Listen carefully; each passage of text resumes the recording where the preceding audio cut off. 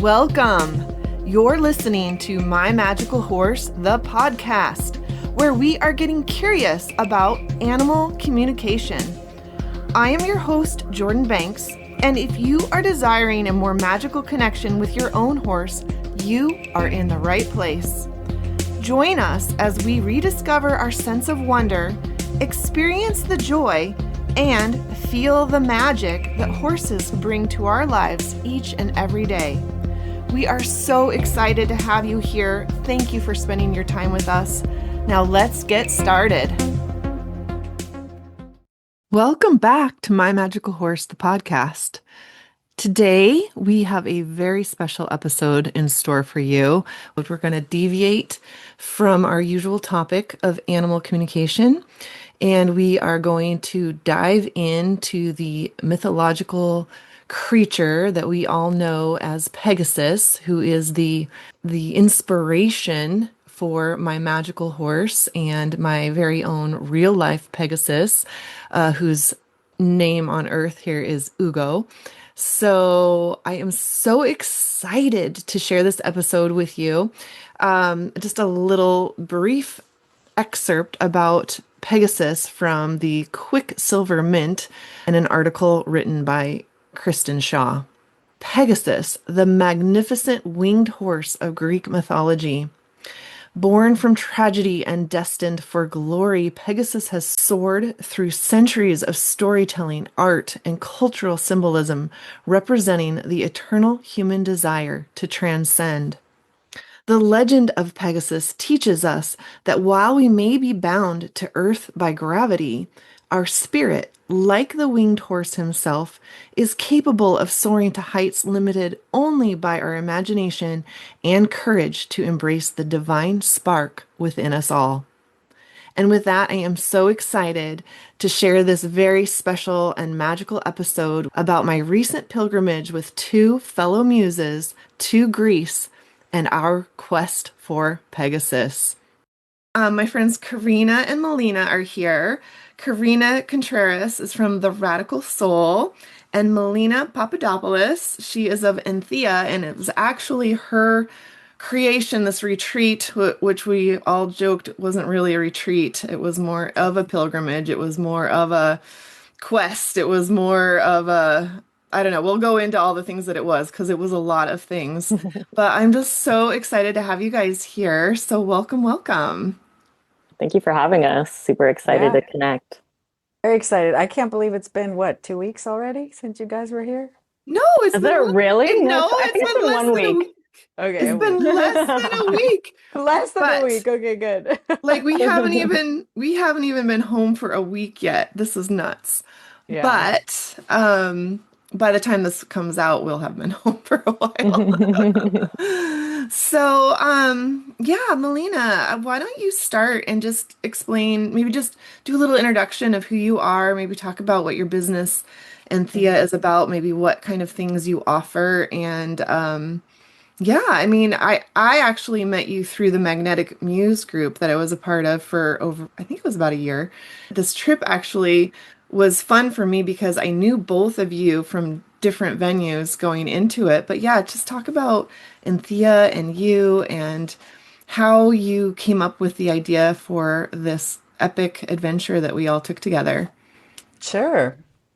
Well, I guess, part of the inspiration was actually from Muse, Frequency itself, which you were a part of, because I was already running retreats with another woman who we ran Muse together. Since I've been living in Greece the last 7 years, I've been super connected to the Oracle and to Delphi, and I just knew that I wanted to run a retreat around that.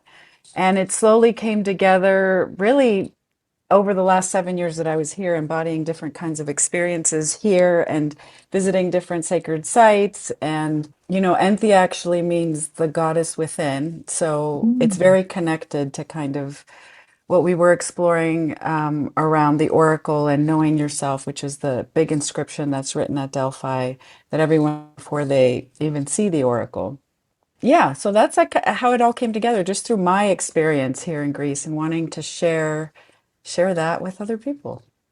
I love it. And I'm so excited that I got to go because the first time you brought up, actually, before I think I even knew you were going to do a retreat, I was like, I want to come visit you in Greece. Like, because I've Yeah. always had this calling. Like, I went once in my 20s years ago when I was living in Germany. I got to go on a Mediterranean cruise that stopped in Greece. So it wasn't our only destination, but just sitting literally for me, I think it was crawling through the Acropolis and sitting on this hotel rooftop that we had dinner at maybe the last night we were in Athens, looking at the Acropolis. I was like, I have to come back here. And I know this retreat, we weren't in Athens per se, other than the airport, but it was so rich and so deep with so much, like the depth of the historical energy really of the place is what kind of overwhelmed me. And maybe that's why I had such a call to go back there. I'm not really sure. I'm still trying to process all of that. But yeah, we'll get into that more here in just a second. But I want to also have Karina introduce yourself. We met in Mount Shasta at a retreat down there, and that was, I think, getting close to almost 2 years ago now. Almost 2 years. Uh-huh. Yeah. Yeah. And that was an epic experience as well. But then I was like, Karina, do you want to go to Greece? Like kind of like hoping that you would want to do the trip with me so I would know somebody besides Melina on the trip. And Right. then as it was, it just all turned out so epically.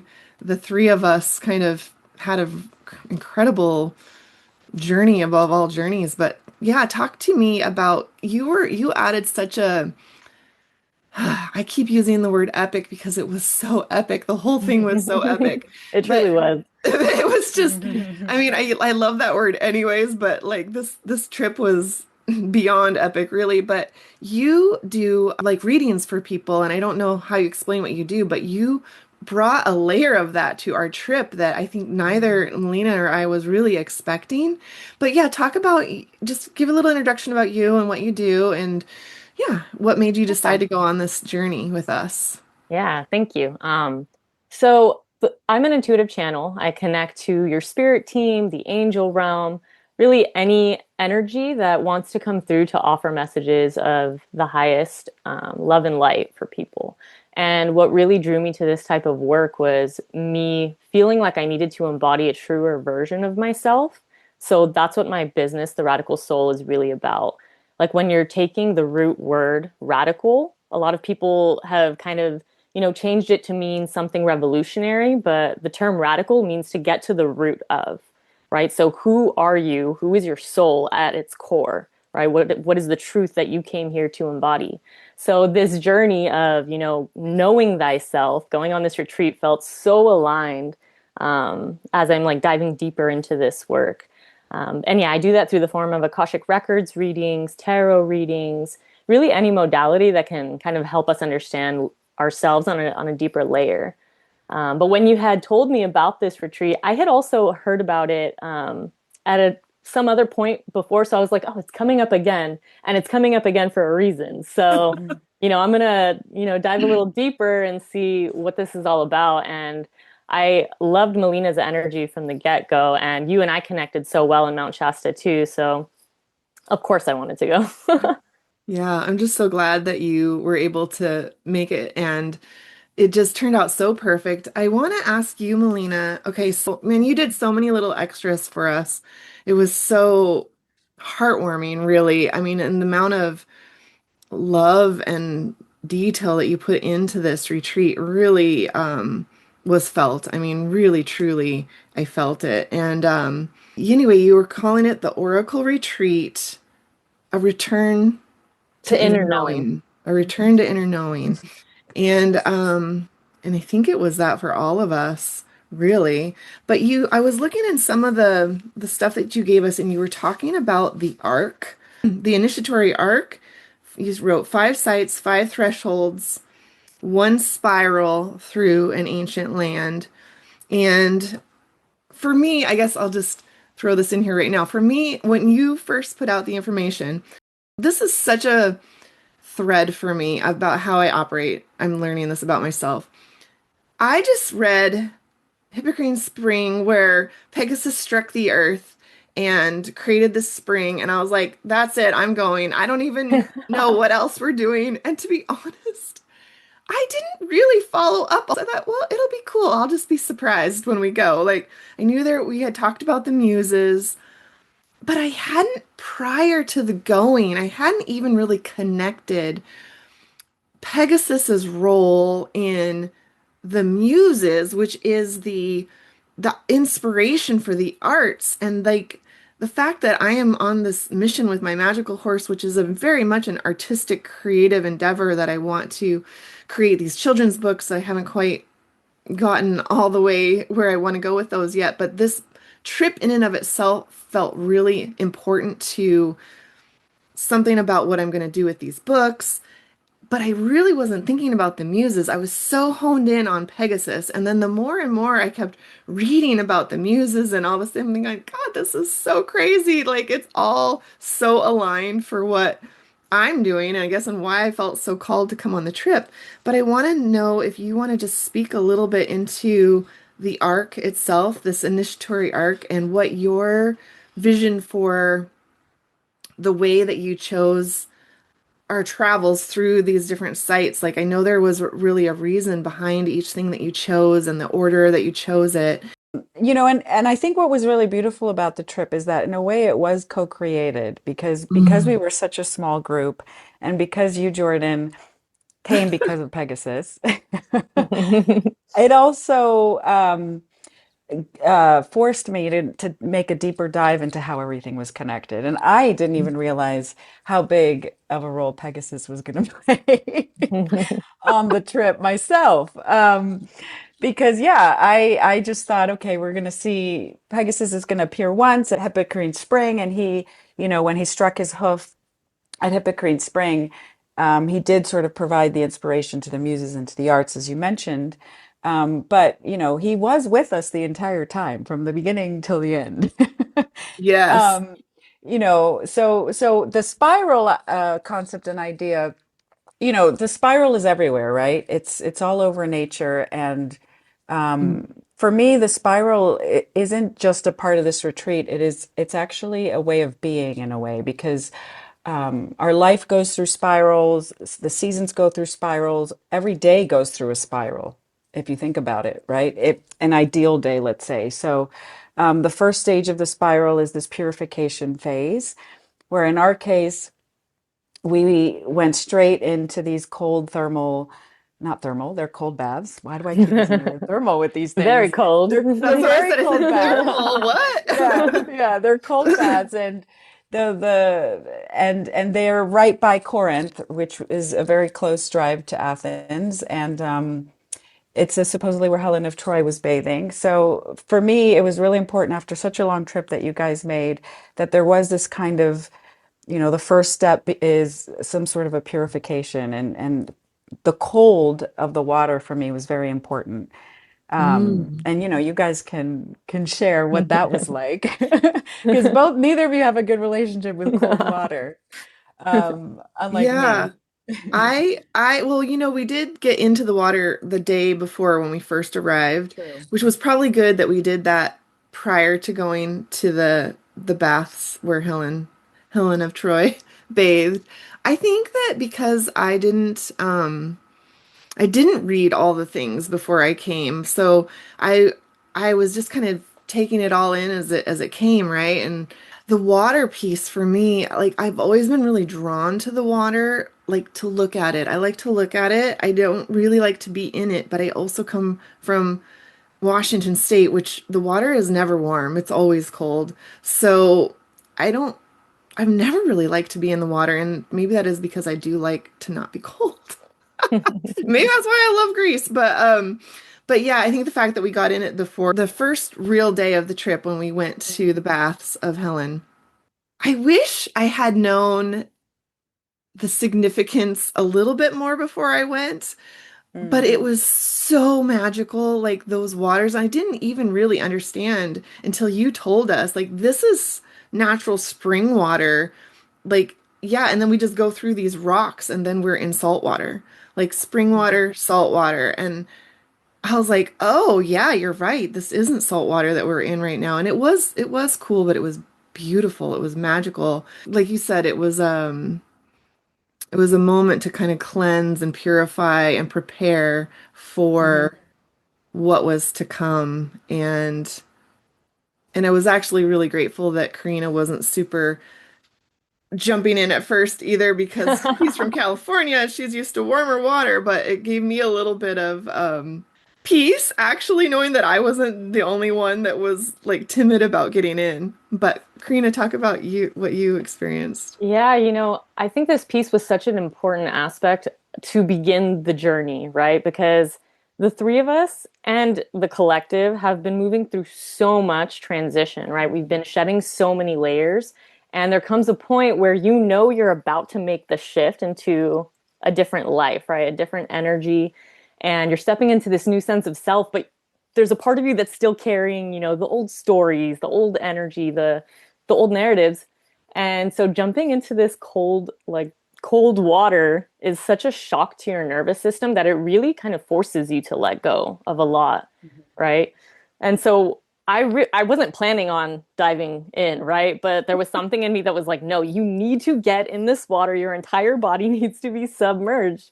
And in doing that, I truly felt a big release. It was like the moment where I finally let myself exhale. And I thought that was just such a brilliant way to start the journey. No, it is, right? So there's something about the cold water that does that like nervous system reset. It like just jolts you into, oh, Hmm. okay, here I am. Yeah, and so after that, so that's the first step. Then after that, I call the second step orientation. Orientation is really what the know thyself piece is about. Like where are you? What is true for me right now? And kind of finding your center before you actually go and experience the oracle. But for us, we kind of took our time there, and first we did that whole beautiful part in ancient Corinth Mm. at the fortress, and also well, those were two separate trips, right? We did ancient Corinth and then the fortress on the second day, which is where Pegasus's hoof first struck the earth, right? And that part you weren't expecting at all, Jordan. I The did not, first hoof strike.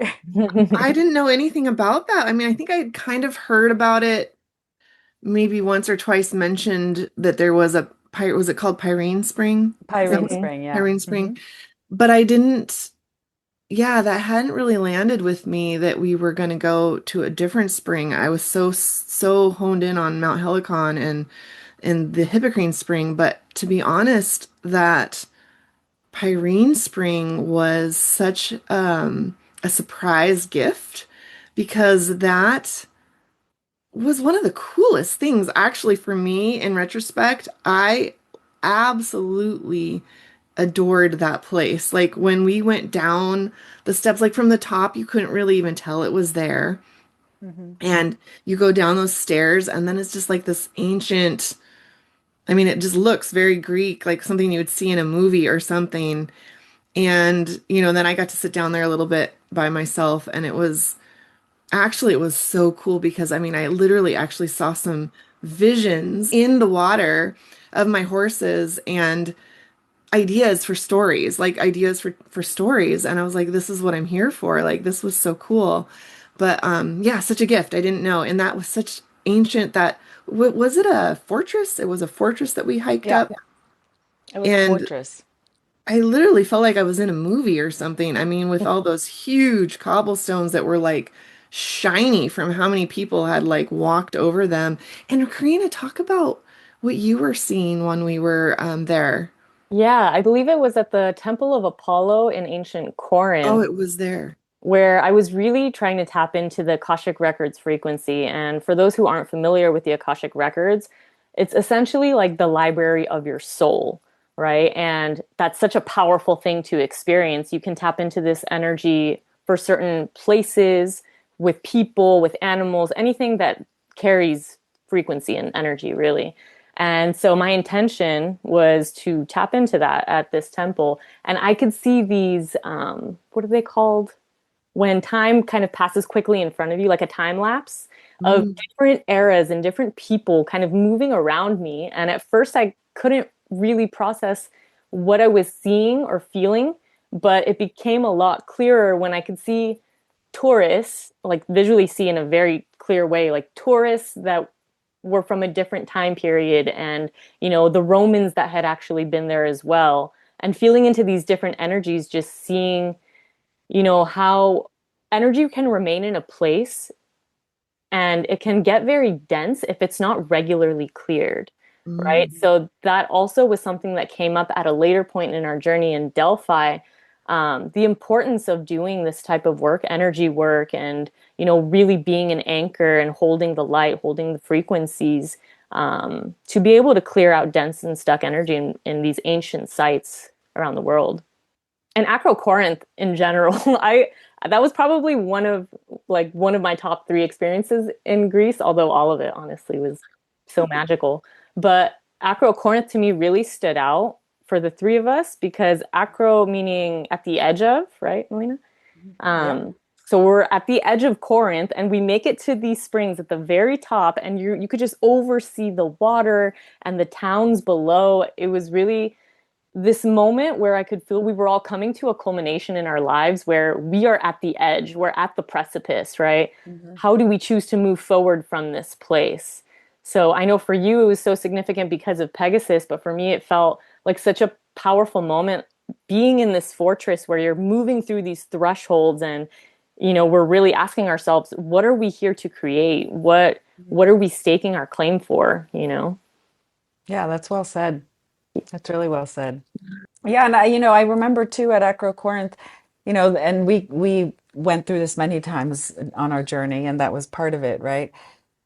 All of us were forced to sharpen our intuitive skills. There were no signs, we just had to figure Right. out where this place was. A common That's theme. true. Right, Yeah. a We didn't common know where we theme. were going.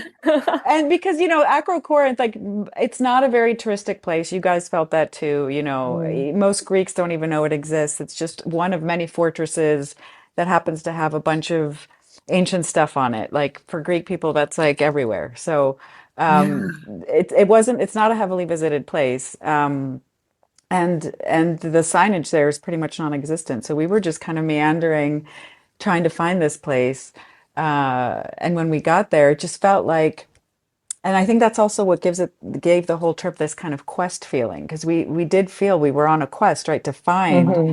almost these ancient codes, these ancient keys that were going to unlock something in us. And that was kind of the other part of this, is that each place was significant because it unlocked something. And I think for each of us, Acro Corinth unlocked something a little bit different. But I know for you, Jordan, you really connected to that place because of Pegasus without even expecting it, like you said. Yeah. And then I think we did that. It's so funny. Everything that we did, like the whole time isn't real thing. It's like, Mhm. wait, what did we do first? What did we do second? But when we went, when we hiked up the fortress and we found that spring, then later we were in those ruins was that the Temple of Apollo? I'm getting everything confused. And remember when you were just like, oh, I think we should go here. And then we found something else about Pegasus. And it was like The Lower Pyrenean Springs the at the Temple lower of Apollo. Pyrene That Yeah. Spring. was the Yes. day before, I believe. Was that Yeah, the day you're before? right. I'm getting it all You're right. confused. But yeah, when Yeah. you and Melina, you found that, like you were just like, I think the whole trip you were Hmm. really right, spot on following your sense of direction. Mine was not so good, but yours was spot on. And then we found another Pegasus thing, and of course, like it had like a small mention in whatever it wrote about it there, and it was like, and I think were they talking about the nymphs or something that tamed him first there? Yeah. Yeah. Um, yeah, anyway, so that was cool. I'll have to share pictures of all these places. I'll share, I'm going to be sharing about this on my magical horse probably for months to come, but but I will, go dive into all these pictures that we took, and I'll dive deeper into sharing about all these different really cool places that we got to experience. But Hmm. yeah, but what temple was that at? And so we did the waters, and then the next morning I'm also losing track of what we did, but we went Yeah. first to the ancient to the archaeological site of Corinth, which was in the ancient town of Corinth. And Yes. that's where we found the first place where Pegasus was tamed. Mm, And then the next day, before we went to Delphi, we went and did the fortress, right. which What was was at the top of Corinth. what the archaeological site that we did before where we saw the lower Pyrene Spring? What temple was there? Because I'm losing track. Which That's where the there was a temple of Apollo there. Oh, that was the Temple of Apollo. Okay. So But that's where I'm the getting main confused. temple of Apollo was in Delphi. It just, Oh, okay. This is why I'm confused because there's lots right, of temples of Apollo. right, Got right. it. Lots of Okay. temples of Apollo, yes. And Okay, Apollo, cool. is significant in this whole journey for us. And really, one thing that we haven't really talked about is that each place we were kind of embodying a different kind of energy too, because we even forgot to talk about Hera, Ida. the wife of Zeus, Hera, right? Oh. Karina picking up the Greek. I love it. I love She's it like so much. correcting me. She's like, no, we're No. saying it the Greek way, Yeah. not the English way. Yeah, when did we go there? Because that was also really amazing. When we went to her temple. Yeah, that was the second night. So before we did Acrocorinth, the third day that we went to Delphi, that we then went to Delphi afterwards that evening. So it was the first real evening that we, no, the second evening, but the first real evening we had together. So yeah, the other kind of important part of this journey was that at each place we were embodying different gods and goddesses and the kind of frequencies that they represent and who they are as archetypes. Because at the end of the day, we have all of these qualities within us, and these places activate these qualities, right? So Mm. another kind of important part of this orientation phase is the reason we went to visit Ira at this really beautiful enclosed cove where basically the whole place is dedicated to her, and there's just some ruins in the back, right? You don't even really see much. But she represents this whole concept of sovereignty and just being kind of in your own pillar and being very kind of strong in yourself before you kind of embark on a journey. So first you kind of purify, and then you really have to kind of own who you are, right? Or at least be sovereign in your channel. Yeah, so we had gone there. And I don't know if either of you want to share about that experience, but I was the only one that swam there. Yeah. Melina I thought I jumped would in. She was being a little mermaid out there, and I wanted to get in, but then I literally sat in the sand, kind of in these little rocks were kind of around me. And I was just so, it was just so peaceful to just sit there that I felt like that's all I needed to do. Like I'm just sitting in this crystal clear water, looking at my legs underneath the water, kind of just playing with the water with my hands. And it was really relaxing. So I think I just took that moment to rest, just to kind of Mm. take it all in and watch you swim. Yeah, honestly, the water Karina, was yeah, what was your it yeah. was so beautiful to look at, but there was something about the earth for me. Because I remember when we started walking down into the Mm. Temple of Ida and started approaching the ruins, I said to myself, I want to walk this ground barefoot. And that's not something I normally do. I'm very much a shoes on, type of Mm. person. But when we got to the water, I sat on the rock and partially the water was cold, so I didn't want to, dabble in that. But I did have my feet in for a moment and I was like, no, I just want to sit on this rock. And there's something that just feels so powerful about sitting on the land there. I Mm. still don't even fully have words to be able to describe it, but just knowing how ancient this land is, right? It just transmits such a powerful energy into you. And, seeing, like, looking out and seeing this landscape of the water and the sun, it just, that fierceness of the elements that we were kind of talking about through our journey, was something that really stood out to me. Hmm. And Yeah, then the elements were there. I told you guys before the trip, Yeah. right? Part of the magic of our experience was also how the different elements interact. And we'll get to Helicon, which was the yeah, master yeah. summit of all the elements Yes. combined into Yes. one. So we did that, and then we did the Yeah. Corinth thing the next day. Was it Yeah. after that that we went to, I can't even say these places. Lavidia? Was No, that? Livadia was after Delphi. Oh, you're right. So We went first to we went to Delphi. Okay. Yep. I forgot about Delphi was huge. Delphi was huge. Yeah, Delphi was huge. So Delphi, um, in ancient Greece, they considered it the center of the world. And it really does feel when you're there like you're in some kind of a womb. You're in some kind of a protected enclosed space of some kind. I don't know. I don't know if you guys felt it. I'm sure. I think you did. We Hmm. talked about it, but it does feel Hmm. like this really enclosed space, and the energy there is just, for me, it's very activating, and it's very, I don't know. I feel like, to your point, Karina, of you being an open channel. I just feel like my channel opens there. I just feel like I get grounded, but I also kind of open up to above. And I just, you saw me in Delphi. I just feel great there. Yeah, you were beaming. Your I energy just feel was really just good there. coming through. You were attracting all these like kind people, generous hearted souls. It was beautiful. Yeah, Talk about that thing that yeah. that we put our hands on. What was that? The omphalos, which Yeah.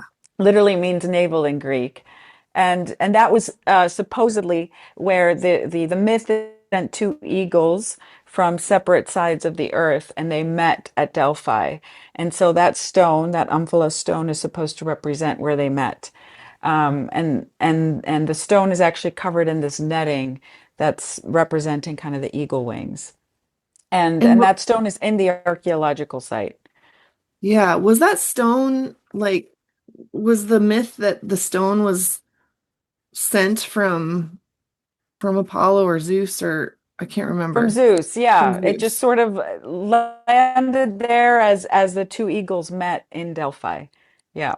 So yeah, the three of us put our hands on that and for me, I mean, I was just I can't even think of the right word to describe what it was like, but I put my hands on that and literally you could feel the energy. And I know you had said that, but I wasn't really expecting that I was going to be able to feel it. But it was so intense that I couldn't not feel it.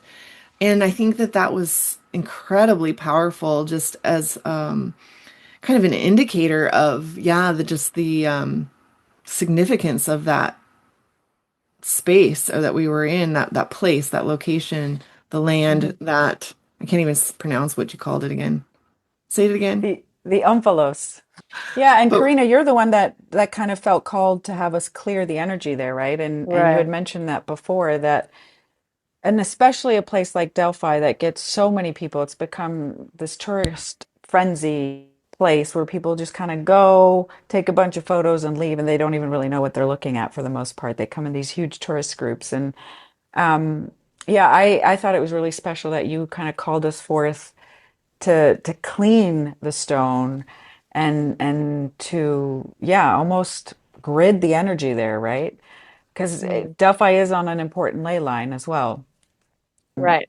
That's another reason why you felt the energy so strongly there, because it is a kind of an energetic ley line.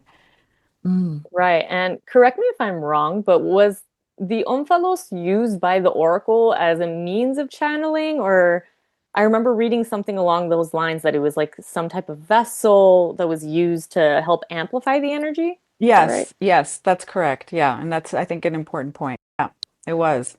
I thought that was really interesting when we were all kind of like connecting to the omphalos and really feeling into the energies that had previously, been there, and feeling the need to clear it. For me, it was very confirming that there are specific places in the world that we are called to go to as people who do this type of energy work.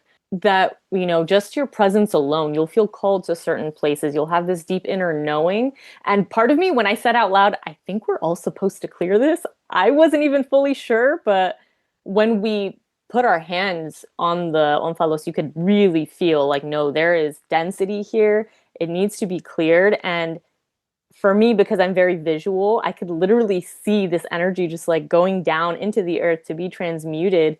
And it really allowed a clearer vessel to come through that almost looked like a crystal ball to me. So that was kind of cool as being someone who, channels regularly. I was like, wow, we're working with our own little crystal ball in Delphi. Mm. How cool. Yeah, I Yeah. remember And that you said Melina, that. talk about the oracle and like the significance of the oracle there at Delphi, and then we can talk about what transpired for us there. Yeah, so the Oracle of Delphi, there were lots of oracles in ancient Greece. The oracle there was called Bethea, which is connected to the python that was living in the mountains surrounding Delphi, which are like these huge, craggy, rocky mountains where you can totally imagine dragons living there, right? And Right. so before Apollo came, it was basically kind of a sanctuary to Gaia, and all the oracles were kind of in service to Gaia, the earth goddess. And then when Apollo came, who was the god of light, and that was kind of another important piece there of the puzzle because there were so many threads, and I think that's hopefully it's coming through in this podcast how many threads there were and how they're all connected because it's so complicated and so multidimensional, but I feel like we're hitting on different threads as we talk.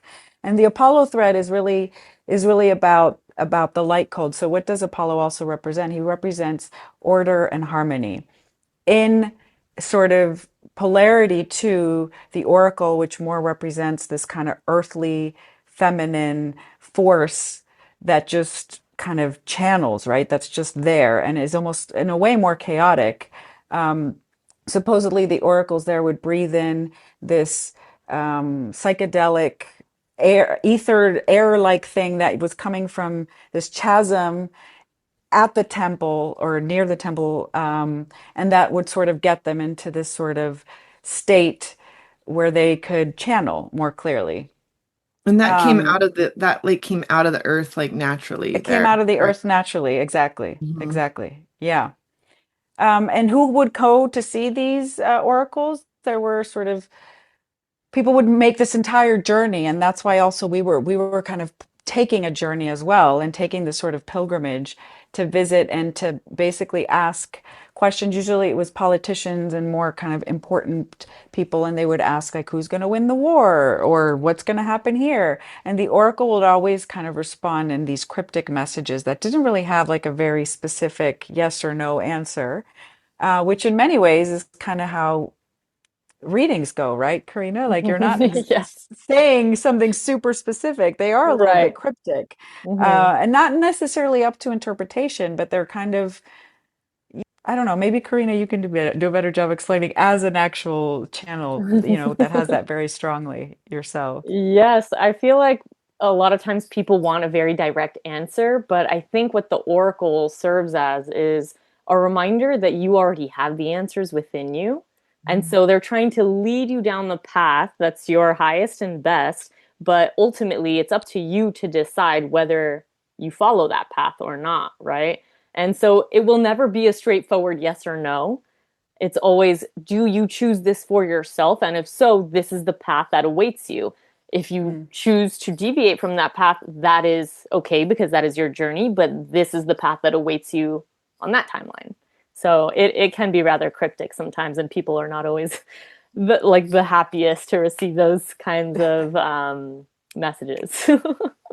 But what was so cool is that so we were going to Delphi, going to where the oracle was, and then yeah, we were hiking up that archaeological site to get towards the top, but then we took a little detour and sat underneath a tree, and then Karina just offered to connect with our Akashic records is what we did there. Mhm. And I don't know why, but it just felt incredibly epic to me that, again, epic, that we were there at where the Oracle had been and doing something very similar, actually.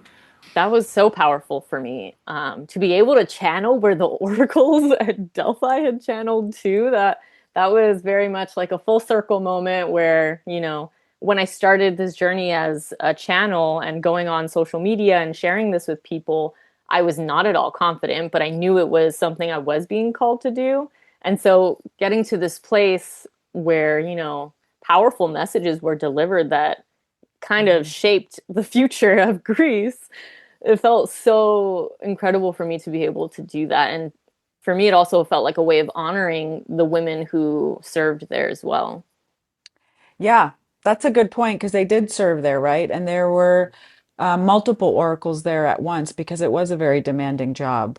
And channeling is demanding, and I can imagine in those circumstances too, where you've got, these people coming for answers that, like you said, are shaping the future, right? Hmm. So they were put under a lot of pressure, and they were. I don't even think they lasted that many years Mm. there. There was constantly a rotation Mm. of oracles there. And I think that also leads us to the third part of the spiral, which is embodiment, which Karina is kind of what you were doing there, right? You were like kind of embodying your gifts Hmm. on this powerful land. And it was really powerful for me to see and witness, and your messages were very powerful for the both of us. I know they both resonated very deeply with both of us. And it was kind of like the other thing that I think was important for us, and I mentioned this a few times, is that for us, this whole trip was almost a celebration. Not almost, it was a celebration. It was like kind Hmm. of a coming home, right? And that's kind of what it was for all of us. I know both of you really connected to the land in Greece and really felt kind of at home here. And yeah, so this embodiment piece, I think the land and the elements and all the different places we went to were a really important part of the spiral too, because what embodiment requires is full engagement, right? It's something that moves through you completely. And you almost build or you create and you transmit from your deepest nature, from your deepest place, from your radical soul, right, Karina? From Yes. like this So place. good. Yes. Yeah, right? How it all fits together. Mhm. And I think the other important piece here is that it needs to be in joy. It needs to be in delight. It needs to be like this kind of animating force that brings you alive, right? And to me, when I think of radical, that also comes up for me. It's like I'm here, I'm fully here, I'm fully present, I'm on board. I'm not just half here. Otherwise, it doesn't work. And in a way, that's also where an important piece of inspiration, right? We have to be fully there, fully in that channel of kind of it's divine inspiration, right? And that's where the En.thea piece comes into place for me of this inner goddess piece. It's this animating divine force that just moves through you. Mm. I love that. Yeah. And I think that being in Greece, for me, like you couldn't not be fully present. Like, I mean, I don't Yeah. know. There's something about it that just called you to really experience, like to really feel everything you were experiencing and not, I mean, part of it's probably the intention behind the trip itself. We came here with an intention, but like in your regular everyday life, sometimes it's easy to kind of just, I don't know, disassociate and try to just get through your day or whatever. And that was such a eye-opening shift to be so radically present. Huh, see, I used the word too. Be so radically present and so in the elements and so connected to the land. I mean, really, that's what I felt was the connecting. There's something about the connection to the land for me. And when you said like we felt home, like I actually got chills when you said that. There's something there that I'm still trying to make sense of. I don't like I felt it 20 years ago when I was in Greece and I felt it again. And I don't know what it is exactly, but Well, what does it mean to come home, right? And I think to me, this connects the whole know thyself concept. I think Mm. it doesn't have to mean anything more than there's something about the frequency of the land that brings you home to yourself, that there's a remembrance there of like who you are. And and the presence piece is an important piece of that. And part of, I think, what you both experienced on the trip too is I was trying to leave enough room for us to stay present so that we weren't on this like super strict schedule of we have to do this, and Mhm. this in this exact order. Things were added, things were removed, schedules were changed, things were shifting. We added also a beautiful loom class, which was also a bit chaotic and had its own sort Yeah. of magic around it. You guys also experienced different Greek people in a very authentic way, right? Not in a kind of touristic way, which was important for me too, because Greek people, it's in their DNA, this feeling, right? And it's this kind of chaotic but open-hearted and warm, but somehow everything gets done in this weird way. And a lot of it is because we're present, we're here for it, and the land forces you to get into that place. So I think that that's kind of how it's all connected. It's like you have to be present in order to know yourself and to be at home in yourself. And I think that, and especially the time of year that we're here, right? That you guys were here, because it was very intentional that you guys were here at the end of May, before full tourist season. It's not too hot yet. Unfortunately, the water wasn't too warm yet. Otherwise, you guys would have enjoyed the sea a bit more. But that's why you guys are coming back at some point, so you can fully enjoy the Right. sea. Then Yeah. we went from Delphi, and then is that when we went to Levadia? I don't, am I Là, saying it right? te Livadia. Yeah. Livadia? Livadia? Livadia. Talk about that. Yeah, Livadia was just kind of a little pit stop before we went to Helicon. And the point there was for it to be just a little respite, right? Because it's almost this magical fairy tale place that you don't even realize is there because it's on the edge of town. Like you go through this normal looking Greek town and kind of park your car, and then all of a sudden you see this two beautiful streams of water coming in that are just surrounded by beautiful trees and moss everywhere, and the water's sparkling because the way the sun is coming through the trees is just, it makes, adds to this kind of magical element there. And these two rivers were called Lithi and Mnemosyne, which is forgetting and remembering. And this actually brings us to the fourth part of the spiral, which is kind of the descent, which isn't really dark descent in the way that you would think the word means, but it's more like, what do you have to surrender before something new can arrive? And in this case, with the two springs, it's you're forgetting everything that you don't really need to carry with you anymore, but you're remembering, which is mnemosyne. Your memory still keeps that's when the remembering can begin, right? When you forget everything that you don't need, you just kind of remember what's important. Yeah, so that was that part of the trip. And of course, Pegasus appeared again there. Right? Because I saw this statue, like the first one we saw wasn't in the water, and then we saw another one that was in the water, but I was like, who's that? And then you looked it up, and then talk about that. Yeah, so who was that? That was the Nai, who was the mother of Medusa, and Medusa is actually who Pegasus sprang from. So it was kind of, we were visiting and honoring the grandmother of Pegasus, right? Who actually was in the water, like literally in the water, swimming in the water, just her face coming out, which is again that water element again, right? That's Yeah. very connected to Pegasus, which for me is very connected to creativity.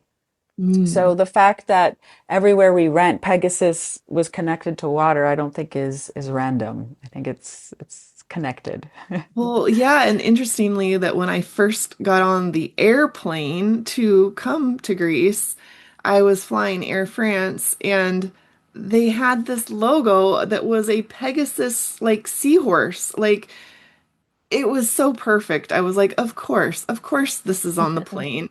And it wasn't even Air France's logo, so I don't even know how that happened that I got into a plane that had that on the wings in the business class that I walked through, but also the logo was on the wings. Anyway, but the point I'm trying to make is that they had combined the Pegasus with the seahorse, which Hmm. then brings us back to the sea and the water.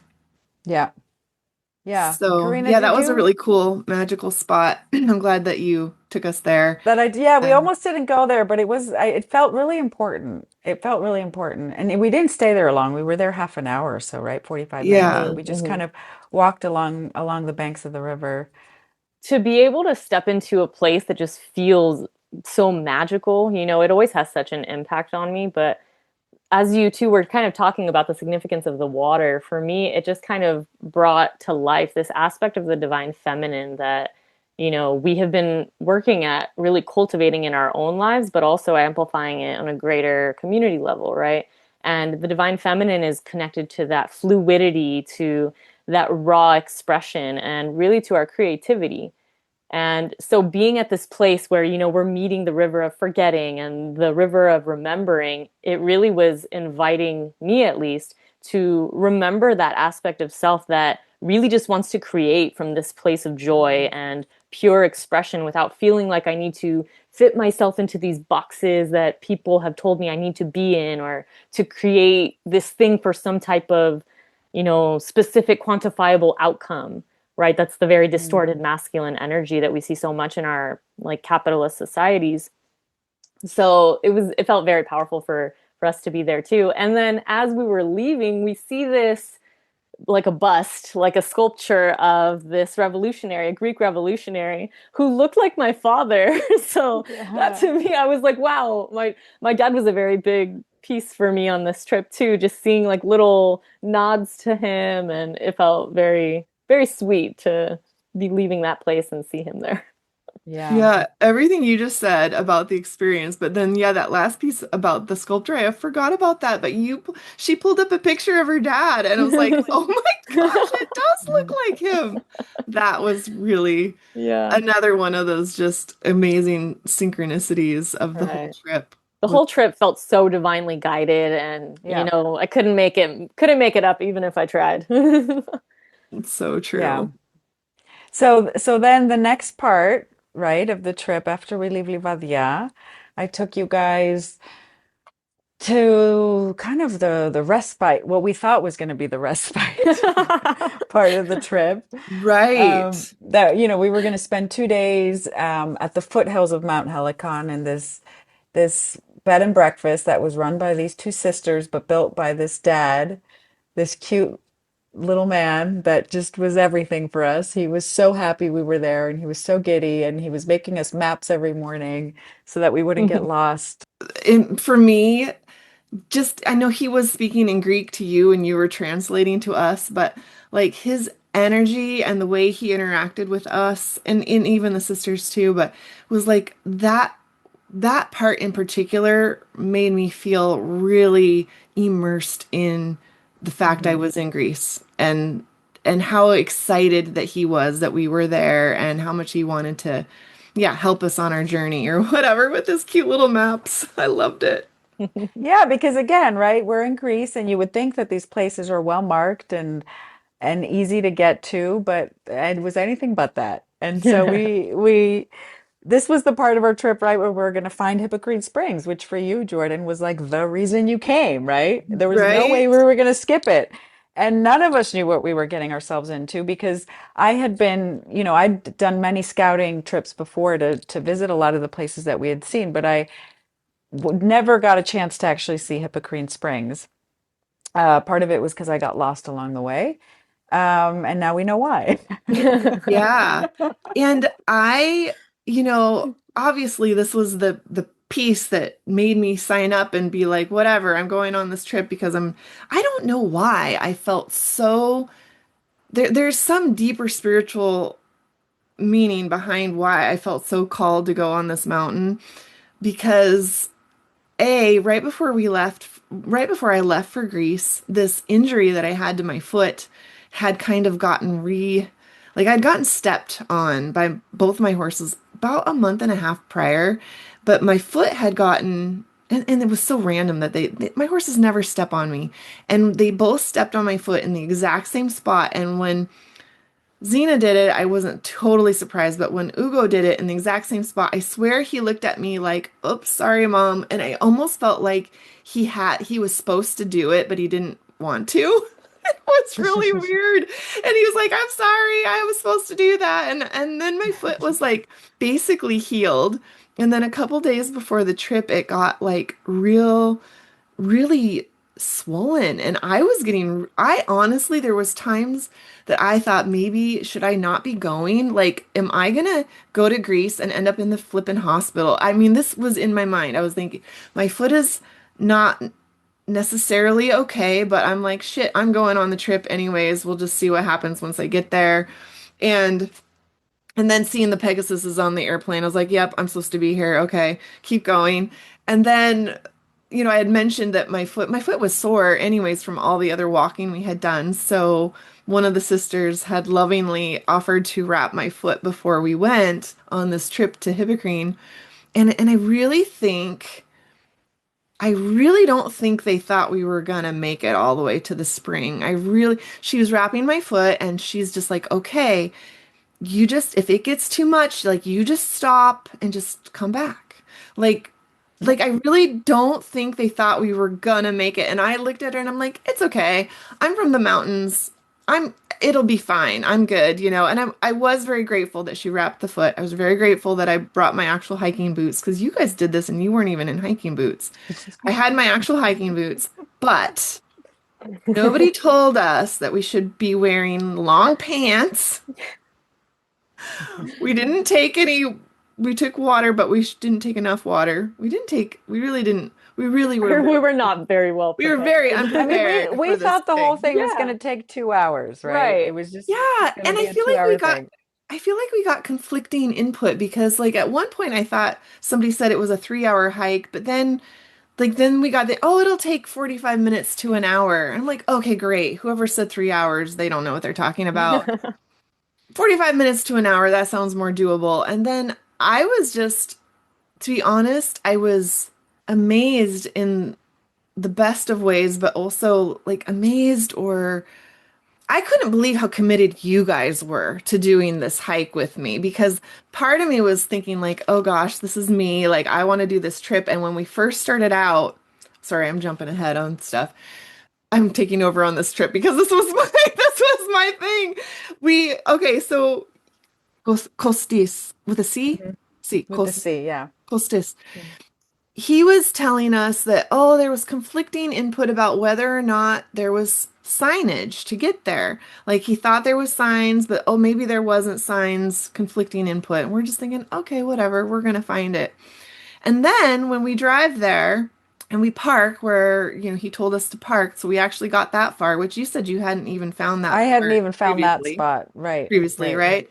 And then there was just this random Greek dude walking up this dirt road and you talk to him in Greek and ask how do you get to Hippocrene Spring? And I swear to God, I feel like he was an angel because he just like came out of nowhere and then he just walked into nowhere and he tells you follow the red markers and make sure you follow the red markers on the way down so that you don't get Don't get lost. lost. And the other important detail, he said two very important things. He said, follow the red markers, and he said, and just know that you're always going to veer towards the left. Like it's like up at the top, but towards the left.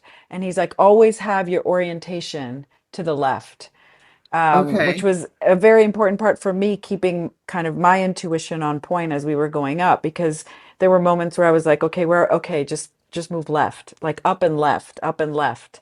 So that was actually a really critical detail he gave us. Oh, Yeah. he No, said it's good. you Yeah. start here and it didn't look like was there any freaking path. You start No. here. There, there was We not. wouldn't have even found the path without him, honestly. Because basically we parked and it was like, now what? There was literally 6 different directions we Trees could have and walked in. rocks everywhere. So We're he like, was Right. oh, very divinely sent. we're like, No okay. signage. We start I- this path. It doesn't look like a path, but we're going to look for the red markers. And we didn't even really know what the red markers were going to look like, but it was like painted on rocks. Sometimes it was on a tree. Sometimes they were, sometimes they were close together. Sometimes they were so spread out that we didn't know where to go. Hmm. Mhm. Thankfully, Melina's intuition was spot on and we freaking found it. But I want to say not too far in, to this little journey, those fucking flies, excuse me, I'm gonna say it.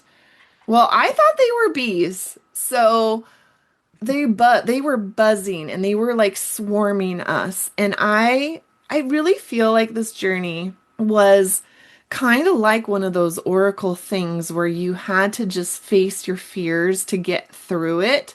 Like I Hmm. feel Mhm. like the whole journey was about facing fears, fears that we didn't even know what we didn't know what to expect, so we didn't know what kind of fears we were going to have to face. because we were so not prepared for what we experienced. But for me, it started with those damn fucking flies. Like I thought they were bees. And anytime you would say, "Oh, let's stop for a second," I'd be like, "Hell no, we got to keep moving because we're going to get swarmed by these bees." And then later, I did come to realize that they weren't bees. They were, in fact, biting flies. But Melina and I were wearing shorts, and Karina was smart enough to wear longer pants. But they were biting us. And I mean, like, not just a little bit, like a lot of bit. And I'm really sensitive. But I had to get to the point of this is why this part of the journey was so epic and it was so much of a quest because so many fears were surfacing for me. Like, I was just like, I'm going to step in a beehive and I'm going to get swarmed by bees and I'm going to die up here from bee stings. Or then it was like, okay, maybe it's not bees, but like, I had to get to the point where I could just surrender. It was so much a thing of surrender about those flippin' biting flies. And I know, Karina, they were bothering you too. And Very much so. Nina, Yeah. you didn't seem as, you're like, I just ignore them and they leave me alone. I'm like, I see them biting you, but okay. Yeah, for me it was the sound because like you said they were swarming us, right? And Yeah. so for about the first half hour to 45 minutes I was not feeling it. The hike itself, like the physical walking wasn't so challenging at the very beginning, but the flies themselves, it was killing me. And so I'm trying to, like swat them away, but there were just so many you really couldn't. So in the moments where, my mind was tuning into this annoying sound that was driving me crazy, I could feel myself like getting very uncomfortable. So it really pushed me into this space of you need to ignore it and just follow the path ahead of you. And that brought me to understand like, oh, this is so much more about the bigger picture in our lives, right? Because Mhm. you're going down a path and you're going to have distractions, you're going to have external noise. How attuned to what is in front of you can you be? How focused can you be at, clearing out the distraction, clearing away the mental chatter and just remaining focused going forward. So the flies were actually a very teaching important teaching piece for me. And they Yeah. weren't supposed to be there, supposedly, because when I talked to Right. the sisters afterwards, I was like, and we were surrounded by these biting flies, and I think there were bees there, and there were all sorts of things around, right? I mean, we're in nature. Of course, we're going to experience things. And she was like, what? There were biting flies on the mountain? Like that wasn't supposed to be there, which also felt like you said, Karina, this sort of divinely put thing as this very critical lesson for us. Um, of like just focus one foot in front of the other, right? One foot in Hmm. front of the other. And for me too, because I was leading the thing, I had to very much get in the mindset of we're going to do it. There's just no way that we're not going to do it. But when you don't know how much more you have to go, which is also very Right. symbolic, right? You don't know how much more is left of the journey. It just forces you to be like, okay, here we go. It's the next little bit. Then we kept getting to this next clearing or this next thing where that felt that it was the next thing. And I was like, okay, we're almost there. We're almost there. And sure enough, we weren't almost there. And we weren't almost there. We weren't almost there. And we had shale literally like flying down the mountain. We had to climb boulders, and so the rocks ended up being both our worst enemy sometimes because literally they could hurt us, but they were also protecting us because there were points where we wouldn't have been able to get to the top had we not Yeah. leveraged our bodies on these rocks, right? I remember just grabbing onto these rocks, and yeah, I had this like beach bag with me that I had my Pegasus in because I had this idea to bring my Pegasus up there that I had bought in Delphi. I actually bought the Pegasus in Delphi, Mhm. and literally grabbing onto these rocks on all fucking fours, crawling up this mountain, and I go to Melina, how are we gonna get down? She goes, don't think about that. We'll get down. And I'm like, I hope to God they're gonna send a helicopter for us because I'm like, holy shit, I don't know. But I'm laughing actually. Go back. I'm thinking about what Karina said at one point early on. She said she had dirt underneath her fingernail.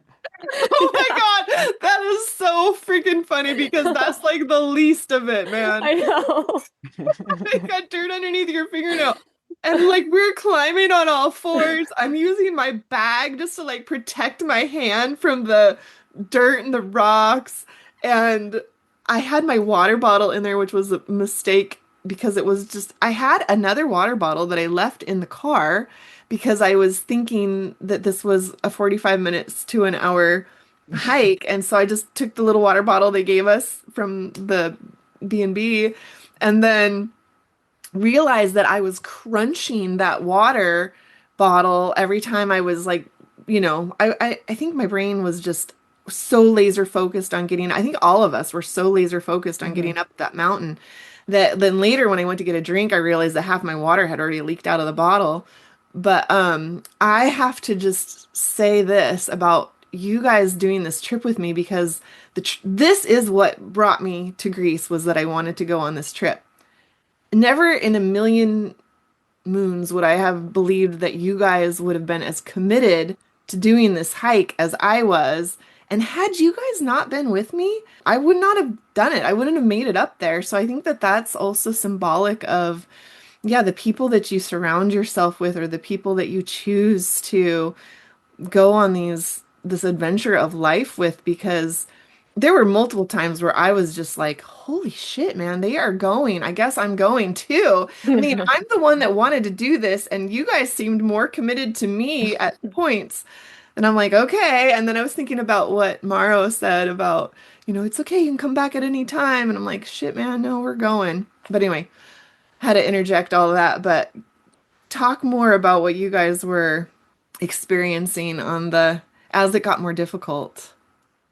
Yeah, I mean, as we were making our way up, and as you said, we were going up this shale and there's gravel coming down, we're having to climb on these boulders.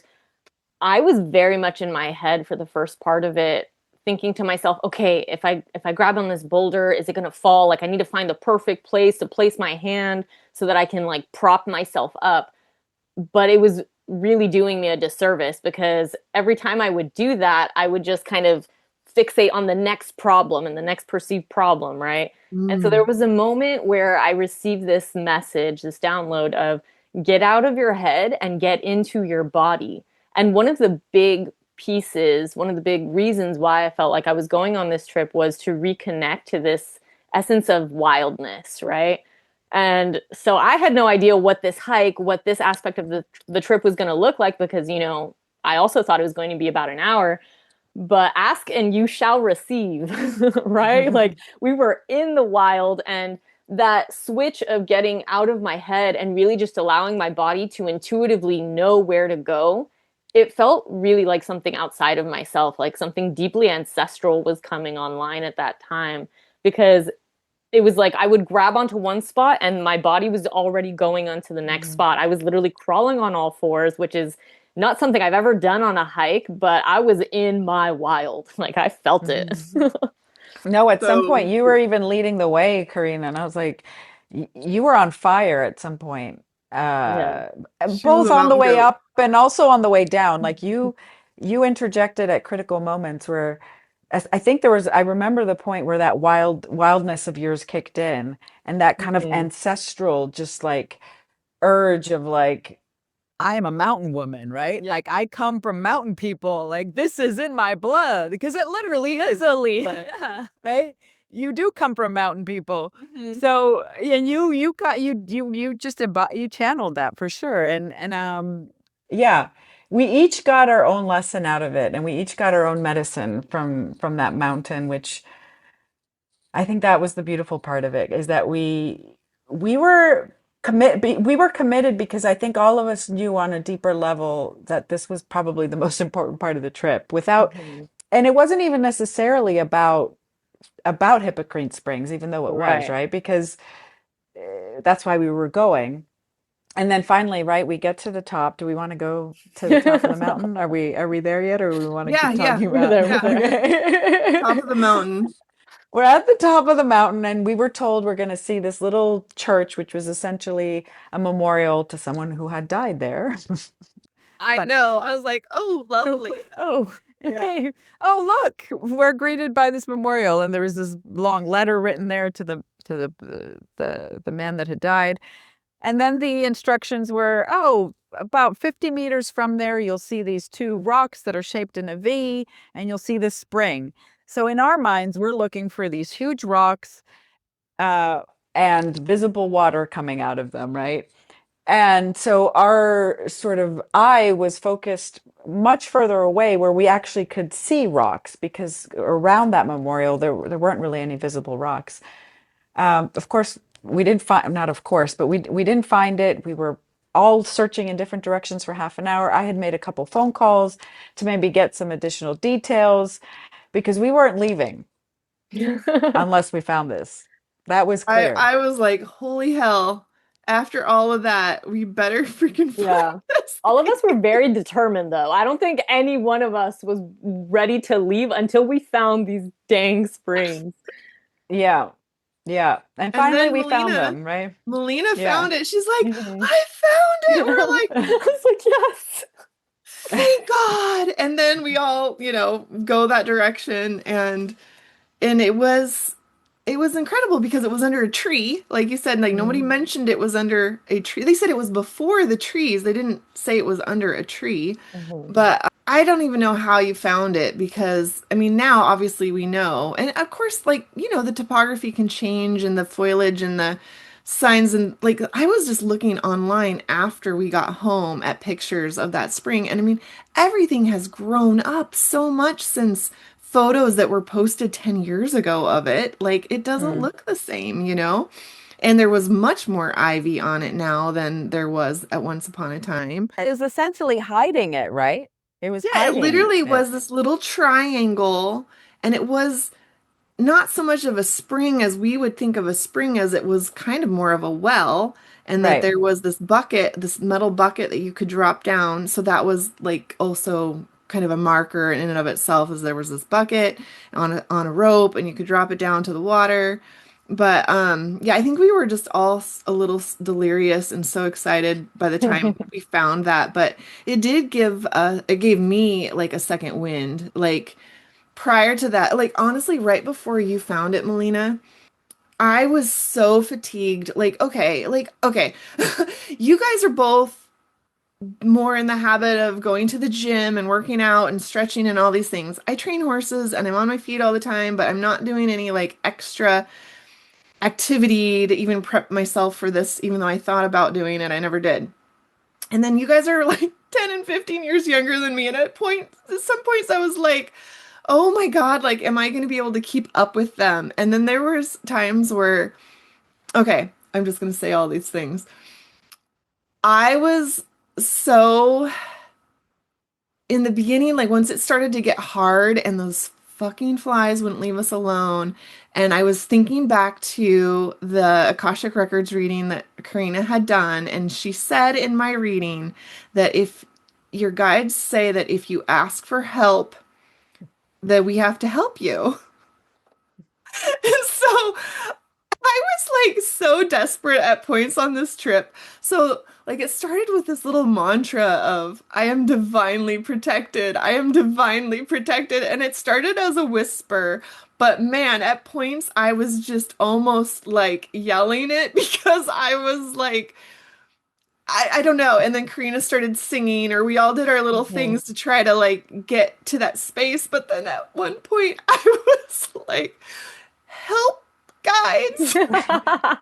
And I thought I you were was like, saying help, guys. So they I was thought like, what's I was wrong? saying help, guys. And I was like, help me, guys. I was like, help, guys. And then I get why you guys thought I was saying help. And you were like, are you okay? Can we help you? I'm like, no, I'm asking my guides for help.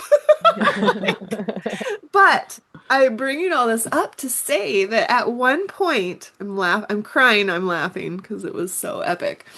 But at one point, I literally, and I don't know how much of this had to do with, being delirious and on the brink of heat exhaustion or whatever, but I literally felt like when we were right there at the end before we actually found it, and when we were actually kind of looking for it, like we thought we were in the right space, but we kind of actually passed it and then we had to go back. I felt like I had angels I felt like I could see them, like, not like they were right in front of me, but I could see them literally on both sides of me, helping lift me up. And I think that was really profound for me because it was like, okay, I'm not alone. I'm supposed to, you know, do this quest, and I do have help. And I had you guys, and I had my angels and my guides helping me get there, and Pegasus, like, who brought me all this way. And it was just such a, I don't even know if it was a, I don't know if it technically was a hero's journey of sorts, but it felt like something so profound in my own journey that I did this hike that not many people do. And even when we got back down, when they told us that only 30% of the people that make it to the top find the spring, and that we were among that 30% that actually found it, it was really rewarding. And yeah, it was like it just gave me another, like, it reinvigorated me and what we needed to get back down the mountain. But Well, if you think about it, a lot of this is very applicable, not just to the hero's journey, but to the creative process, right? yeah. Um, and I think that's a lot of what a lot of, in retrospect, what that whole experience was about, because each of us are here to do something creative, right? And for me, that was a big thing that tied all of us together, is that we were kind of trying to unlock this kind of next step in our creative journey and process in our businesses and our lives, and how we can more deeply embody that. And for me, it was just a reminder that the creative process is all of that. Everything we experienced is the creative process, right? You don't really know where you're going. You don't really know what you're doing. You're just putting one foot in front of the other. There's all sorts of distractions around along the way, but if you're open to it, there's help everywhere too, and you just have to trust the process. You And just Hmm. that have you to feel trust. that you're following a calling, like you feel so Right, called right. to do it, even if you don't understand why. Right, right. It's less about understanding why. Actually, the why almost has nothing to do with it. I think you're right. It's a big part of it is the calling, um, and how you get through that, all of the levels of resistance that each of us faced, right? Because there were multiple levels of resistance, and it didn't stop because, okay, so we get to the top, and then we have to make our way down. Yeah, Honestly, go and we ahead. really we really were divinely protected, because there were so many times where each of us tripped, or like there was, I know Karina tripped pretty big a couple times, and I got a Hmm. little nervous, like, oh God, I hope she doesn't, yeah, twist an ankle, or we could have all of us could have broken something. There was times on Right. the way down where the momentum of the down, like, got ahead of me, and I almost fell. And then I think, just thankfully I have enough core strength that I was able to catch myself.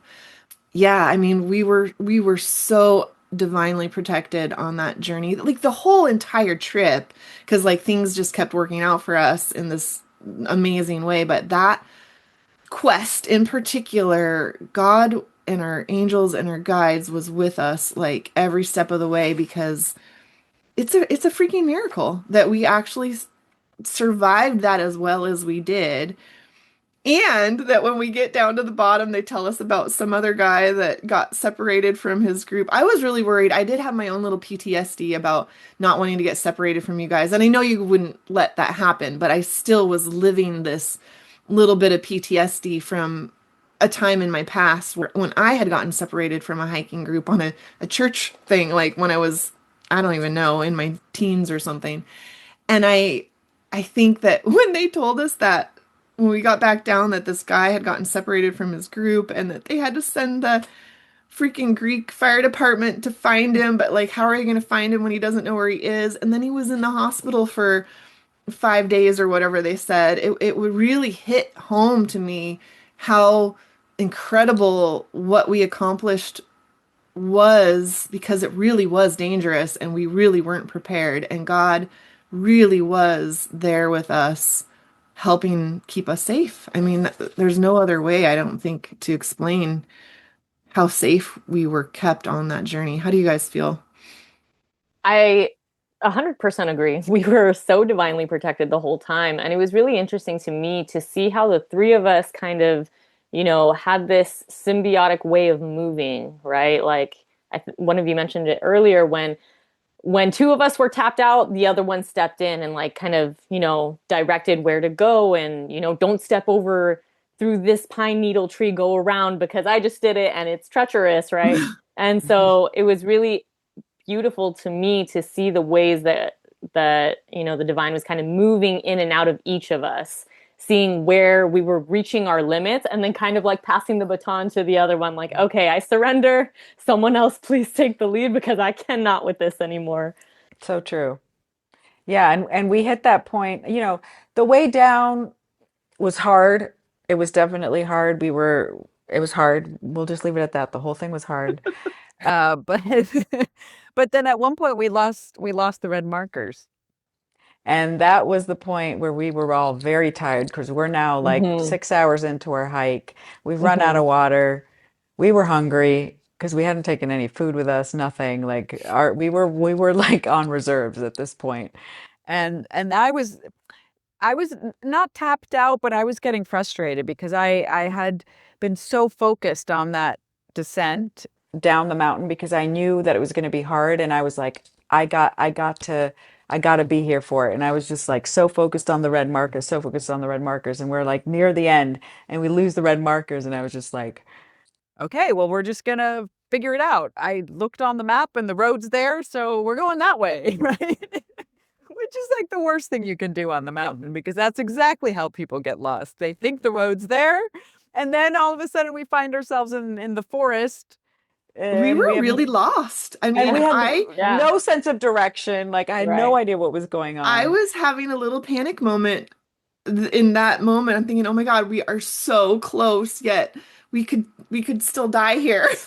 Like we're so close, but I mean, I did feel like we were gonna make it, but the head, the brain part of me is like, "Oh my gosh, this is so dangerous. Like we don't know where the markers are. We're kind of just lost in the woods. We ended up traversing a fucking ravine. Thank Hmm. God That we my thought was the road. my phone had died, and then I mentioned topography map, and thank God Karina like glommed onto that, and it was that topography map and the fact we still had cell service that really kind of got us home. I mean, even traversing that ravine, it was like we found that spot we could cross. I'm like, oh, we could cross right here.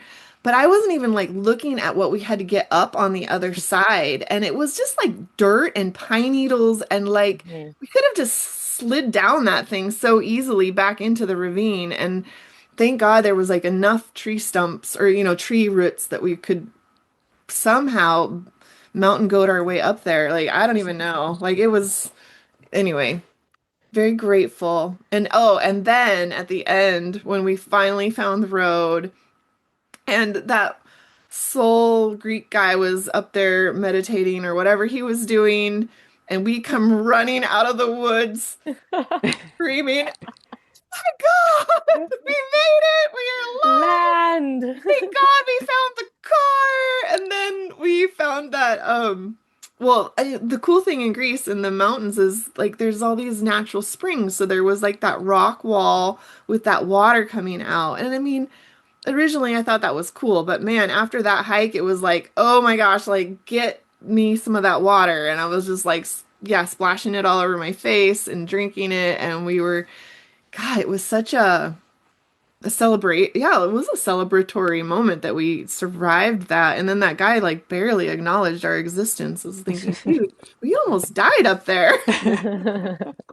Yeah, the water at the end of that experience felt like a very supportive, nourishing moment, right? Like the elements are there and they're fierce, but all along, every aspect of this trip, it felt like the land was really holding us, Hmm. when Hmm. we're going And up this mountain, it's like the earth is holding you, moving you to the next spot, and the sun was coming in and out at the perfect moment, so it wasn't too hot for True. us, and then offering us some shade and then the water at the end just to like soothe our souls after that. Soothe our yeah, souls. the water, if you think about it, was this constant.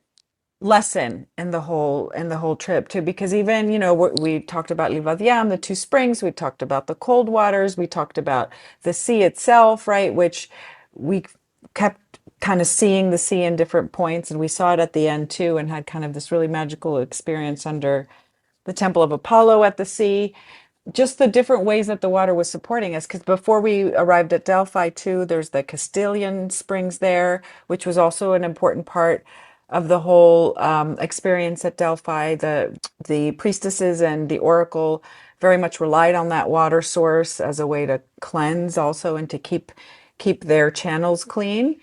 So water on this trip for me took on a very interesting meaning, and also, as I was saying before, as this kind of holder of inspiration and this spark of inspiration. Because the whole point of going to Hippocrene Springs, right? Pegasus struck his hoof there, and Hippocrene Spring, which Hippocrene basically means horse spring in Greek, right? Right. Um, that's actually where the muses derived got their inspiration from, was that that hoof striking, that the spring of Yeah. inspiration, or the spring of water. Well, when I look at Yeah. it that way, it makes so much sense of why I felt so compelled to do this journey, this quest, without even understanding it, like not knowing why. And then the deeper meaning behind all of it, in retrospect, you're like, oh, wow, it makes so much sense why I had to go there, and each of us respectively, why we all came together to go there. Yeah, and of course, and then on our way out, or on our way leaving Helicon, which this wasn't really a part of the whole journey, but I'm so glad that Costis mentioned it, almost like before we left. He's like, "Oh, you're going to go to Valley of the Muses, right?" Because I had been to that B&B a few times before, and I had always been looking for Valley of the Muses, so he knew that this was an important thing to me, and I hadn't found it in the trips I'd been there. And it just hit me. I was like, "Look, we just did Hippocrene Spring. We have to go pay homage to the Muses now, right? We've sparked sort of the spring of inspiration. Now we have to, yeah, just honor the Muses, right? Because that was a big reason why we were there, as we mentioned, was to um, yeah, embody this kind of new creative path that we're all on." And that was, And to me, such a magical piece of it too, me the whole too. And journey to yeah, Valley of the Muses. he had to make us another map to go there. And like you hadn't found it before, but we found it together, the three of us. And I am so grateful that we did the Valley of the Muses, because after that epic hike, it just, I mean, honestly, I think I've thought about the Valley of the Muses like every day since we've gotten back, as far Mm, as like it was so quiet there, and there wasn't a lot there because they took out the actual statues, which is, we didn't end up seeing them because they're in a museum or something now, right? mhm. But the bases of the statues are there, but there was an energy there that I have continued to go back to ever since I got home, that I can't really put words to what that energy was, other than I really did feel incredibly held there. Like I'm just so glad we went there, and it was so cool because it was such a, like you said, a place that not many people even know It's exists. not even, there's not even a map marker there. And I almost feel like that's done by design, right? Like, Mm. because people that go there realize what a sacred place it is, and they almost want it to be for those that are really looking for it and really, really, really, really want to find it. Like, Mm. I don't think it's meant to find everybody. And it's meant to be almost kept this little secret, because it was the one place we went to that I felt had very untouched, pure energy. Like you could still very much feel it. Like you mentioned, Jordan, there was an aura there. And Costis even, right? The words he used were, the aura of the place there is Mhm. Yeah. incredible. Like for him to say that, I was like, okay, then this must really be something, right? Yeah. And I Yeah. love that that wasn't on our initial itinerary, but that we just followed the flow, and we actually found it, and it became, to me, it became one of the most significant parts of the trip, to be Hmm. honest. I mean, all of the parts were significant, but like if we hadn't gone there, I mean, something would have been missing, True. Like it was Yeah. perfect. It really did feel so beautiful to be there. Just these three women on this pilgrimage, paying homage to the muses, and you just see this land that is so rich. To me, that's all that Greece was, right? And it was so interesting to me in our conversations as we're talking about, the current economic state of Greece and the view that the people have of Greece itself. To me, all I saw was abundance, right? You see sage and rosemary and lavender and milk thistle, and I'm like, no, this is just richness everywhere. Like, who doesn't want to be plugged into this frequency? And it was very inspiring to be able to be surrounded by all that nature. It's it's really made me plug back into that moment often having returned back home. And it's interesting too. I've really been picking up on the energies of different muses that I wasn't even really Hmm. plugged into beforehand, like that terpsichore, Hmm. the muse Yeah. of dance. That one's been Yeah. coming alive for me lately. So every day I'm like really dancing and feeling into, what it was like to be at the Valley of the Muses. So that's been lovely. Yeah, I love that you both are saying that because that was one of the things that I really wanted you guys to leave with is when you're back home, that's the hard part, right? Like you go on this magical journey and this trip and it's transformative and inspiring and the three of us bonded in such a beautiful way.